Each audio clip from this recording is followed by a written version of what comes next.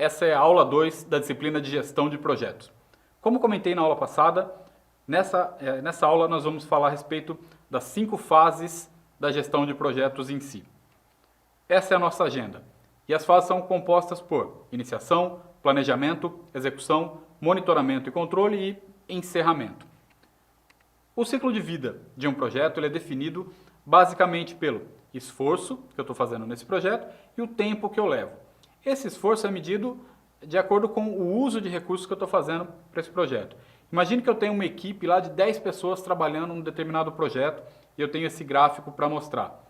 A primeira das fases é a iniciação. Perceba que eu tenho um grande esforço inicial e que depois essa curva ela morre bem no comecinho do projeto, né? Bem no começo aí dessa curva de tempo. Por quê? Porque essa etapa de iniciação, basicamente eu estou interessado em fazer análise, em entender qual que é o problema para entregar para a próxima fase, que é o planejamento. Então esse planejamento ele começa, olha lá, logo depois da iniciação ele vai praticamente até quase o final do projeto. Em seguida eu tenho a execução, que começa um pouquinho depois do planejamento. Então eu planejo o que eu vou fazer, em seguida executo, e vou executar isso seguindo essas regras do planejamento. O controle é feito desde o começo até o fim do meu projeto. E por fim eu tenho a etapa de encerramento, essa fase de encerramento que é responsável pelos termos de encerramento do projeto. A fase de iniciação, a nossa fase número 1. O que é essa fase de iniciação? Quando eu vou começar um projeto, né? Basicamente essa fase de iniciação eu estou preocupado com os objetivos principais. Então eu vou identificar os objetivos do projeto. O que isso significa? Determinar o escopo. É basicamente isso. Olha, o cliente quer um sistema que faça isso. Esse escopo está muito ampliado. Eu preciso fechar, delimitar esse escopo e entender qual é a necessidade do cliente efetiva. E aí então catalogar e deixar bem detalhado. Olha, o objetivo do cliente, o escopo do nosso sistema é isso e isso. Pronto. É isso o cliente que você precisa? É. Qual a ordem de importância dessas atividades? É ele que vai determinar de acordo com a necessidade e a urgência dele. Olha, eu preciso que faça essa atividade, depois essa e essa. Deu a sequência, eu pego esse planejamento e levo lá para a minha equipe. Okay? Então a fase de iniciação é isso, determinar o escopo. Quais as atividades principais dentro dessa fase de iniciação? A primeira delas, identificar necessidade. É fácil identificar necessidade? Não. Dentro da universidade existe uma disciplina chamada análise de requisitos. Você passa um semestre estudando só como entender a necessidade do cliente. Isso envolve psicologia, isso envolve conhecimento de matemática financeira, isso envolve muita aptidão de comunicação. Por quê? Porque você vai se sentar em uma mesa de reunião, você vai se sentar junto com o usuário do sistema e vai entender exatamente o que você precisa. E parece até estranho, mas nem sempre o cliente sabe exatamente o que ele precisa. Muitas vezes ele sabe que tem um problema, mas ele não sabe exatamente o que causa aquele problema e qual seria a solução para ele. Tá? Vou dar um exemplo simples. Imagine um sistema, eu estava falando agora há pouco de um sistema de controle de estoque. Imagine que o cliente te convida para uma reunião, ele diz, olha, estamos tendo um problema aqui que a gente nunca consegue fechar o nosso estoque, ele nunca está batendo. Né? Qual é a causa disso? E ele acredita que a causa pode ser o sistema anterior. Nem sempre é claro para ele que os processos dele estão errados. Então, para isso, o analista vai até a empresa, senta-se com esse cliente, senta-se com os usuários, entende como que é a rotina deles, senta-se, por exemplo, com o vendedor, como você faz para vender esse produto? Ele vai dizer, eu faço assim, ótimo. Ele vai lá para o departamento de estoque. Como você conta esses produtos que estão no estoque? Como você verifica se eles estão lá? Então, é necessário entender todo o processo, verificar se há alguma inconsistência, para em seguida propor uma correção de processo ou a implementação de um sistema. A segunda atividade principal é a análise de viabilidade. Nem sempre, é isso que eu estava dizendo, nem sempre vai ser viável uma implementação de solução. Pode ser que o simples processo esteja errado. A forma como está sendo contado e gerenciado aquele estoque não está de acordo, ela não atende a padrões. Né? Existem vários exemplos simples, por exemplo, de armazenagem. Pode ser que a forma como aquele produto está sendo armazenado não está atendendo às normas do fabricante e com esses produtos está se deteriorando, está se estragando lá no estoque e há perda de estoque. Eu preciso implementar um sistema para isso? Provavelmente não, só uma melhoria de processo. preciso capacitar e treinar esse pessoal que trabalha para que eles corrijam esse processo. Pronto, não precisei implementar sistema, né, ou uma solução tecnológica. Uma simples recapacitação já serviu. Então, por isso que é necessário ver qual é a viabilidade de um sistema para esse caso. E só depois disso, de eu fazer a identificação de necessidade e analisar se é viável ou não, eu passo para definir o escopo. Olha, entendemos qual que é o problema, agora vamos definir o escopo. O escopo é tal, é desenvolver uma solução ou corrigir um processo. Beleza. A quarta, identificação dos envolvidos, dos stakeholders. Quem serão os envolvidos? Mas, Afonso, realmente eu preciso identificar todo mundo que vai estar envolvido com esse tema? Precisa. Porque senão, em muitas situações, o que acaba acontecendo é que as pessoas que estão trabalhando com uma determinada solução, com um determinado processo, que não são convidados para apresentar seus problemas, que não são convidados para apresentar quais são as suas necessidades, eles acabam depois se transformando em inimigos dessa evolução. Por quê? Porque eles não se sentem beneficiados. Quando a gente apresenta a solução, seja ela correção de processo ou sistema, ele vai dizer, olha, ninguém me ouviu, né? Eu já sabia que isso ia dar errado, porque ninguém viu que esse ponto aqui, ó, ele é falho. Então percebam a importância de convidar todos os atores envolvidos para apresentar uma solução. O quinto, estabelecimento do gerente de projetos. Agora que eu já sei qual que é o escopo, né, que eu já sei quem são os envolvidos e o projeto vai ser viável, joia. Quem vai ser o gerente desse projeto? Eu não posso colocar um gerente de projetos que não conheça dessa determinada regra de negócio, que não conheça dessa tecnologia. Existe uma regra que diz o seguinte, que nem todo gestor de projetos ele tem que saber trocar o pneu, nem todo. Mas todo gestor de projetos ele tem que saber exatamente aonde está o pneu, o macaco e a chave de roda. Então ele tem que saber onde estão essas coisas. Não necessariamente ele vai botar a mão na massa, mas ele sabe aonde estão as ferramentas, quem vai fazer isso, quanto tempo vai levar para consertar esse negócio. Então isso é conhecimento básico. A sexta atividade, estimativa inicial de recursos. Agora já tenho meu gerente, já sei o que eu vou fazer, quem vai trabalhar nessa equipe? Então vou lá, pego os meus recursos, né, e boto o pessoal para trabalhar e desenvolver aquela solução, né, ou aquele novo processo. E recurso nem sempre é só pessoal. Imagine que, por exemplo, eu vou desenvolver uma nova balança para pesar os caminhões que estão chegando lá do estoque e tudo mais. Joia, que tipo de balança eu vou ter? Né? Que tipo de equipamento vai ser utilizado? Isso já tem no mercado, não tem, eu vou ter que adaptar. Então, isso também é um recurso que eu vou ter que pesar. E por último, a elaboração do termo de abertura. Embora seja aqui o sétimo e último ponto dessa atividade, ela é talvez a mais importante. Por quê? Porque é aqui onde metade dos seus problemas se acabam, no início. Porque exatamente quando você elabora o termo de abertura, você está dizendo para o seu cliente, olha, esse é o nosso projeto, esse é o nome do projeto, esse é o escopo, então vamos fazer tal solução, vamos desenvolver tal solução ou apresentar uma correção de determinado processo. Esse projeto ele vai começar no dia tal e terminar em tal data, ele vai custar tanto. Joia. Assina aqui, eu assino, pronto, temos entre si um acordo firmado.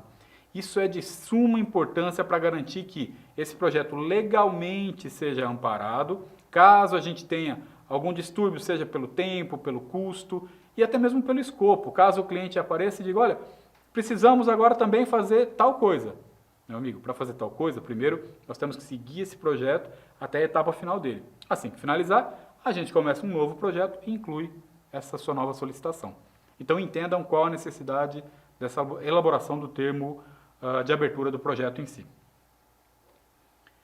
E a fase 2? A fase 2 é a fase do planejamento. O que é a fase do planejamento? A fase do planejamento é nada mais nada menos do que determinar quais serão as atividades, os recursos, prazos e custos que eu vou utilizar e definir os marcos, né? Olha, até tal etapa eu tenho que fazer isso, depois isso, então eu vou definindo isso de tempos em tempos, a janela temporal em que eu vou trabalhar.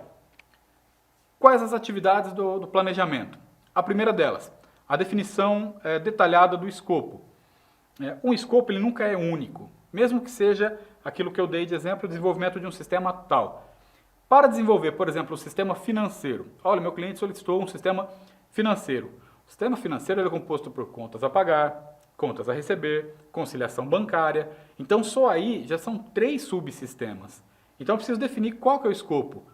De repente, o cliente fala, olha, O que eu preciso desse sistema é só nesse momento conciliação bancária. É o mais importante porque o banco e as minhas contas daquela empresa não estão se dando certo. A gente precisa deixar tudo igualzinho, tudo bem conciliado. Ah, joia, então esse vai ser o escopo do nosso projeto. Então essa é a atividade principal. Segundo, o sequenciamento de atividades. É isso que eu estava dizendo. Determinar quais serão as atividades que compõem esse escopo, né? Então se o escopo é gestão financeira, vai ter contas a receber, contas a pagar e depois conciliação bancária. Para esse cliente ele quer a conciliação bancária primeiro, porque é emergência para ele. Então ele determina o que vai ser feito. Terceiro, estimar os recursos, né? Dentro desse escopo, quais os recursos que eu vou ter para desenvolver isso. Eu tenho gente que conhece de conciliação bancária, eu tenho os modelos de arquivos que eu vou mandar para o banco, então esses são os recursos. E a quarta atividade principal, o estabelecimento de marcos e um cronograma. Esse cronograma é fundamental para determinar um bom escopo de projeto, porque nesse momento eu estou preocupado em definir quando essa atividade vai começar, quem vai fazer, né, porque eu já falei quais são os recursos, e de que maneira esse projeto vai caminhar, definindo os marcos temporais para isso, para saber se o meu projeto está caminhando bem ou não. Imagine que eu estou desenvolvendo esse sistema financeiro, ele é composto por 3 subsistemas, sendo o primeiro deles a conciliação bancária. Eu preciso entregar isso em 30 dias. Se ao longo de 20 dias eu percebo que esses recursos são insuficientes e que eu estou longe de atingir o prazo, então provavelmente eu vou precisar de uma correção de recursos para esse projeto. Por isso, a importância da definição de marcos e um cronograma. A quinta é a alocação dos recursos, né? Eu já estimei quais são, aloco os recursos de acordo com esse cronograma. Se precisar, posso fazer um ou outro ajuste. Em seguida, análise e gestão de riscos, porque ainda nessa etapa de planejamento. Porque nesse momento eu já tenho que saber se esse projeto é viável ou não, se esse projeto apresenta riscos ou não de ele não ser finalizado, ou ainda, se ele apresenta riscos de estourar o que foi estimado em custos, ou ultrapassar aquele tempo proposto. Por isso a importância da gestão de riscos. Em seguida, o 7º ponto, elaboração de um plano de comunicação.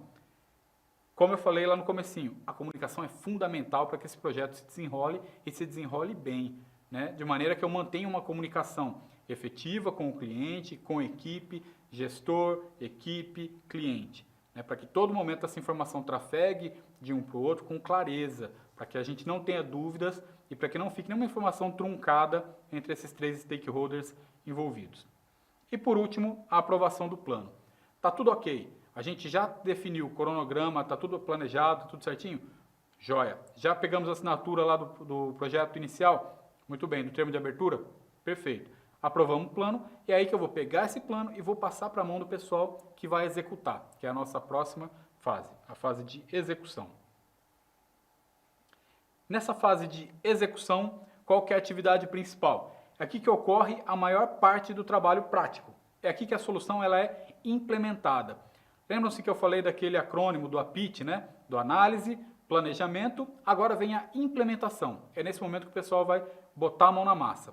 É aqui que a gente tem como as atividades principais chegar até o cliente e apresentar o que está sendo desenvolvido. Dependendo do modo que eu vou fazer isso e do modelo adaptado que eu vou utilizar, pode ser que eu faça, por exemplo, entregas semanais. Pode ser que eu faça isso através de pequenos demonstrativos. Então pode ser que também eu deixe para entregar a cada mês ou a cada semestre um resultado maior. Só que isso tem que ser muito bem definido na etapa anterior, que é a comunicação. Ok? E aí a gente entra nas atividades principais da execução, que são muito simples. A implementação dessas atividades, a coordenação e comunicação, o gerenciamento dos recursos, para garantir que esses recursos estão bem alocados, que não tem nenhum recurso sendo subutilizado, o acompanhamento do progresso em si, para garantir que aqueles marcos temporais que eu disse antes no planejamento, que eles estejam sendo alcançados, e o controle da qualidade, que é o último aí, que ele esteja sendo atingido, né, para que esse projeto tenha uma qualidade como um todo. E o monitoramento, que é a nossa quarta fase. O monitoramento, a principal atividade dele aí é medir o desempenho, verificar o cumprimento do prazo e orçamento. Eu basicamente fico acompanhando o projeto para ver se aqueles marcos que eu defini lá no planejamento estão sendo alcançados. Se nenhum deles está saindo muito fora do eixo. Depois, quando a gente vê o modelo do Scrum, que é um método de gerenciamento de projetos, vocês vão ver que existe um gráfico de acompanhamento do projeto. Nesse gráfico eu vejo, olha, as atividades estão dentro do previsto? Beleza, as atividades ficam abaixo do gráfico. Essas atividades estão ficando mal desenvolvidas ou estão ultrapassando o custo ou o tempo, elas vão começar a atingir uma barreira vertical, saindo desse gráfico. Então a gente vai fazendo esse monitoramento. Quais as atividades principais do monitoramento? O acompanhamento do progresso em si. Como que eu faço o acompanhamento do progresso de um projeto? Dia a dia. Não existe nenhuma metodologia que pregue que eu faça esse monitoramento semanal, mensal. Não, ele é dia a dia. Então, todos os dias eu tenho que ver o quanto daquelas atividades estão sendo executadas. Mesmo que entre um dia e outro não foi nada executado, eu vou lá e coloco, olha, de ontem para hoje houve 0 de andamento, para saber quais os dias em que eu não tive atividade, que elas foram interrompidas. Em seguida, o controle de custos, né? Tá tudo dentro do que foi planejado, tá todo mundo trabalhando de acordo com o calendário estipulado, tá tudo ok, jóia. Então o custo continua de acordo com o que foi estimado no começo. O controle dos prazos, ele atende ao acompanhamento do projeto, né? Se eu tiver dentro de custo e janela de tempo, tá tudo ok. A avaliação da qualidade, eu tenho que verificar se o pessoal que está trabalhando, eles estão acompanhando a metodologia que foi proposta. Se eles estiverem fazendo, tudo ok, tudo certo, a gente continua, né, com o nosso projeto de qualidade. Em seguida, identificação de risco e problema. Aqui, durante o monitoramento, eu também tenho que ficar observando se surgir um novo risco ou não. Pô, Afonso, mas de novo risco, né? Porque você já disse que existe esse monitoramento de risco lá no planejamento. Imagina a seguinte situação. No planejamento, eu coloquei como principal risco. Olha, o principal risco desse nosso novo projeto, que é implementar um sistema de controle aéreo, é utilizar uma tecnologia de rastreio de aviões. A gente conhece muito pouco, mas existe um cara aqui que ele é especialista. Ok, não, ele vai trabalhar. Então eu coloco lá como risco baixo, porque temos um especialista. Imagina que durante esse projeto, esse cara é enviado para um novo projeto, ou ele tem algum impedimento, ou ele fica momentaneamente fora da equipe. Esse é um risco que pode inviabilizar meu projeto todo, né? Ele detinha o conhecimento dessa tecnologia específica. Então eu tenho que ficar fazendo essa identificação. Olha, há um risco. Esse especialista vai sair da minha equipe. Isso é um risco que pode inviabilizar o projeto. Então por isso eu tenho que ficar monitorando o tempo todo. E por último, comunicação e relatórios. Essa comunicação e relatórios fica sendo repassada ao gestor do projeto.